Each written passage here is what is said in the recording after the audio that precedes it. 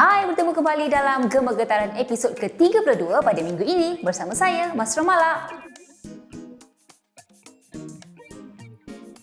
Nak tahu apa berita yang menarik sepanjang minggu ini dalam getaran.my? Saksikan! Operasi Masjid Putra di Putrajaya dilakukan mengikut prosedur operasi standard ditetapkan tanpa sebarang pilih kasih ke atas individu tertentu mengikut pangkat ataupun kedudukan. Jurucakap Pengurusan Masjid berkata, kehadiran jemaah sama ada kerana solat fardu 5 waktu ataupun solat Jumaat dibuat selaras peraturan ditetapkan.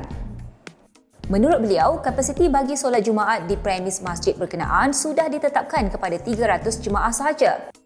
Dalam video yang tular itu, sekumpulan individu dipercayai golongan kenamaan dikatakan berjaya memasuki masjid tanpa perlu mengikut giliran ditetapkan sekaligus mengundang kecaman netizen dan orang ramai kerana mendakwa pengurusan premis mengamalkan layanan berat sebelah. Ibu bapa atau penjaga boleh memilih sama ada mahu menghantar anak ke sekolah ataupun tidak sebaik sesi persekolahan secara bersemuka dimulakan pada 3 Oktober depan. Menteri Pendidikan Datuk Dr. Muhammad Razif Jidin berkata, Taklimat Pengoperasian Sekolah menyatakan bahawa ibu bapa yang enggan menghantar anak ke sekolah kerana bimbang dengan penularan virus COVID-19 tidak dianggap satu kesalahan disiplin. Menurut beliau, mereka hanya perlu memaklumkan ketidakhadiran murid kepada pihak sekolah untuk tujuan rekod kedatangan. Muhammad Razif memberitahu pembukaan semula sesi persekolahan akan menggunakan kaedah penggiliran murid secara mingguan serta kapasiti kehadiran murid setiap minggu ditetapkan pada kadar 50% daripada jumlah keseluruhan bagi mengurangkan bilangan pelajar di dalam kelas dan risiko penularan COVID-19.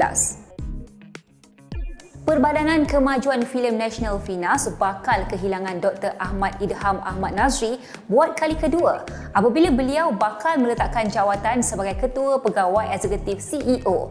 Pengerusi FINAS Zakaria Abdul Hamid ketika dihubungi portal Getaran mengakui Ahmad Idham telah menyatakan hasrat untuk meletakkan jawatan sebagai CEO FINAS dalam mesyuarat perbadanan pada Khamis minggu lalu.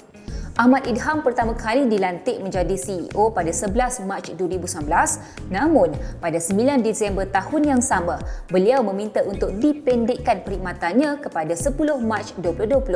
Ahmad Idham kembali semula menjadi CEO FINAS pada 5 Jun 2020. Baiklah, itu sahaja setakat minggu ini. Jumpa kami di Gema Getaran pada minggu akan datang. Jangan lupa layari kami di www.getaran.my atau follow kami di Facebook, Instagram, Twitter dan juga YouTube kami di Getaran MY dan juga aplikasi Newswave. Oh ya, kami juga ada banyak video menarik di IG Reels serta berita-berita sensasi dari Singapura dan juga Brunei Darussalam. Bye, jumpa lagi.